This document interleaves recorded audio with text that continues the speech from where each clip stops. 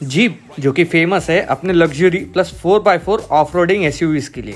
Alpha romeo जो कि famous है अपने स्पोर्ट ओरिएंटेड व्हीकल्स और रेसिंग कार्स के लिए। मासेराटी जो कि फेमस है अपनी स्पोर्ट्स कार के लिए। लांसिया जो ब्रांड फेमस है अपनी इनोवेटिव कार्स के लिए। डॉज जो कि वर्ल्ड वाइड फेमस है अपनी मसल कार्स के लिए। अबार्थ जो कि फेमस है अपनी परफॉर्मेंस कार्स के लिए। लेकिन आप सब सोच रहे होंगे कि ये सब बातें मैं आपसे क्यों कर रहा हूँ और स्पेसिफिकली इन्हीं ब्रांड्स के नाम क्यों ले रहा हूँ। तो क्या आप मानोगे, इन सब ब्रांड्स को मिलाकर कुल 16 ब्रांड्स एक ही कंपनी को ओन करती है। जी हाँ, मैं बात कर रहा हूँ स्टेलेंटिस की। जी हाँ, स्टेलेंटिस। आप में से आधे लोगों ने तो इसका नाम भी नहीं सुना होगा, लेकिन Stellantis currently world wide third largest automotive group है टोयोटा और VW ग्रुप के बाद। अगर स्टेलेंटिस ग्रुप के अंदर टोटल कितने ब्रांड्स आते हैं वो देखा जाए तो लिस्ट बड़ी लंबी और फेमस है। Italy based brands Fiat, Abarth, Alfa Romeo, Lancia, Maserati और Fiat professional. US based brands जैसे कि क्राइसलर, डॉज, जीप, मोपा और रैम। फ्रेंच ऑटो मैन्युफैक्चरर्स जैसे कि सिट्रोइन, DS ऑटोमोबाइल्स और प्यूजो और यूके की वॉक्सॉल, ये सारी ब्रांड स्टेलेंटिस के पोर्टफोलियो में शामिल है। तो आइए जानते हैं क्या है स्टेलेंटिस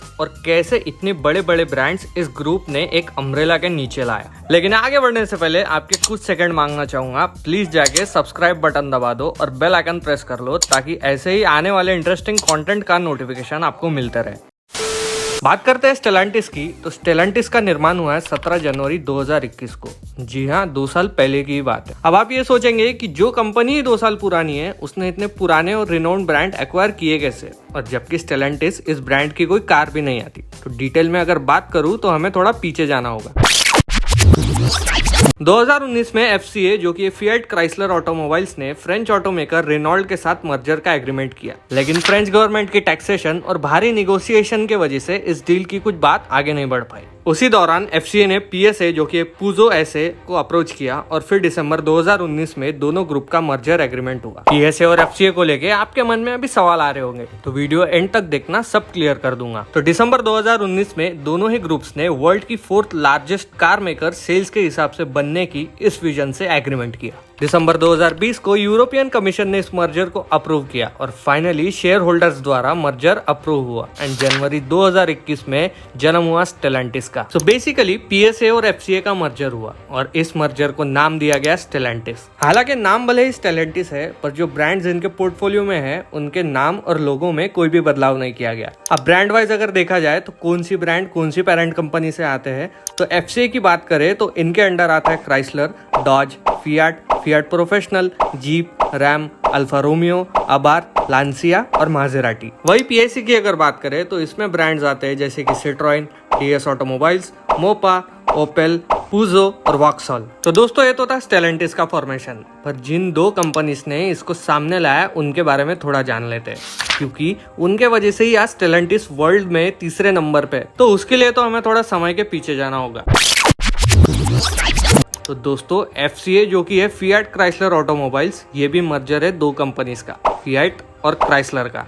ये ग्रुप इस्टेब्लिश हुआ है अक्टूबर 2014 को। तो आइए थोड़ा जानते हैं दोनों ब्रांड्स के बारे में। पहले स्टार्ट करते हैं क्राइसलर मोटर्स से। क्राइसलर स्टार्ट हुआ है 6 जून 1925 में उनके फाउंडर वॉल्टर क्राइसलर के द्वारा। मैं आपको एक शॉर्ट टाइमलाइन बता देता हूँ कि क्राइसलर ने बाकी ब्रांड्स कब और कैसे एक्वायर किए। अगर आपको क्राइसलर के एक्वायरेंस का वीडियो चाहिए तो कमेंट सेक्शन में जरूर बताएं, बना दूंगा बॉस।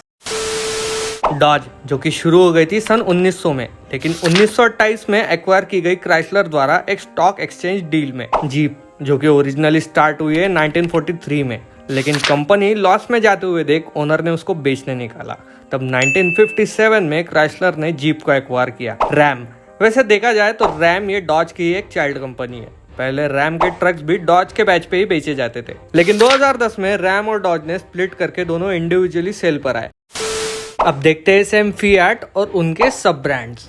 फियाट जो कि ओरिजिनली फाउंडेड है ईयर 1899 से। फियाट ने मासेराटी के 57% शेयर्स अपने नाम कर लिए और बन गए उसके sole owner in the year 1993। Alfa romeo जो कि बिग लॉसेस में चल रही थी, उसको फियाट ने एक्वायर कर लिया 1986 में।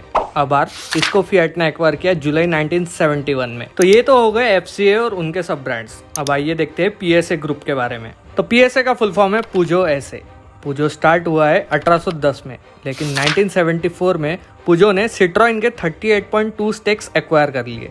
ठीक 2 साल बाद पुजो ने सिट्रोइन के 89.5% स्टेक्स लिए और तब निर्माण हुआ पीएसए ग्रुप का। और टाइम के चलते ओपेल, वॉक्सवेल, DS ऑटोमोबाइल्स और मोपार को भी एक्वायर कर लिया। तो ये थी दोनों ग्रुप्स की कहानी और ग्रुप्स के अंदर के ग्रुप्स की कहानी, जिनका मेन मोटिव ही था कि दुनिया की लार्जेस्ट ऑटोमोबाइल कंपनी बन सके, अपनी वाइड रेंज ऑफ कंपनीज को एक्सपांड कर सके। तो वो कैसे होगा? ऑब्वियसली एक्सपांड करके तो होगा ही, लेकिन इतने सारे ब्रांड्स का एक ब्रांड के नीचे काम करने से तगड़ा एडवांटेज होता है, और वो है पार्ट शेयरिंग का। जी हाँ, एग्जांपल के तौर पे प्लेटफॉर्म शेयरिंग या फिर पार्ट शेयरिंग। जैसे कि एग्जांपल के तौर पे ब्रांड का जियो प्लेटफॉर्म, जो कि शेयर होता है मासेराटी, डॉज, जीप और अल्फा रोमियो जैसे ब्रांड्स के साथ। वही अगर जैसे इंटीरियर का एग्जांपल लो तो इनका इंफोटेनमेंट बहुत सी गाड़ियों में शेयर होता है, बस यूजर इंटरफेस अलग रहता है। ये जो प्लेटफॉर्म शेयरिंग वाला कॉन्सेप्ट है, ये बहुत सी ब्रांड्स अपनाते हैं, जैसे कि VW ग्रुप हो गया, या आप टाटा ग्रुप की बात कर लो। टाटा ग्रुप आज एक ही प्लेटफॉर्म से उनकी अलग अलग गाड़ियां बना रहा है और अच्छा मार्केट में धूम मचा रहा है। जैसे कि एक ही ग्रुप में काम करने से कंपनी का R&D कॉस्ट भी कम होता है, क्योंकि मल्टीपल ब्रांड्स की R&D साथ हो जाती है, उससे कॉस्ट भी बच जाती है। अब ऐसा नहीं कि पार्ट शेयरिंग के फायदे ही होते, उसके नुकसान भी होते हैं, जैसे कि रिकॉल्स। जैसे कि एक कार का पार्ट पे प्रॉब्लम आ जाए और वो पार्ट ग्लोबली मल्टीपल ब्रांड्स में यूज हुए हो, तो कंपनी को व्हीकल रिकॉल, रीफिटिंग और रीसप्लाइंग में बहुत दिक्कत जाती है और पैसा भी बहुत खराब होता है। जैसे कि अक्टूबर 2022 में स्टेलेंटिस ने टोटल 1.1 मिलियन व्हीकल्स रिकॉल किए थे, जिसमें कि डॉज और जीप की SUVs थी और रैम और डॉज के ट्रक्स। खैर, इतने सारे ब्रांड्स होने के कारण स्टेलेंटिस आज वर्ल्ड में 3rd लार्जेस्ट कार मेकर बन रखा है। इंडिया में तो स्टेलेंटिस उतना एक्टिव नहीं है, लेकिन वर्ल्ड वाइड इनका बहुत नाम है। इंडिया में देखा जाए तो स्टेलेंटिस के सिर्फ जीप, सिट्रोइन और मासेराटी जैसे ब्रांड्स ही एग्जिस्टेंस में है, जिसमें से मेजर सेल्स भी जीप से आती है। सिट्रोइन अभी थोड़ा थोड़ा ग्रो करने लगा है।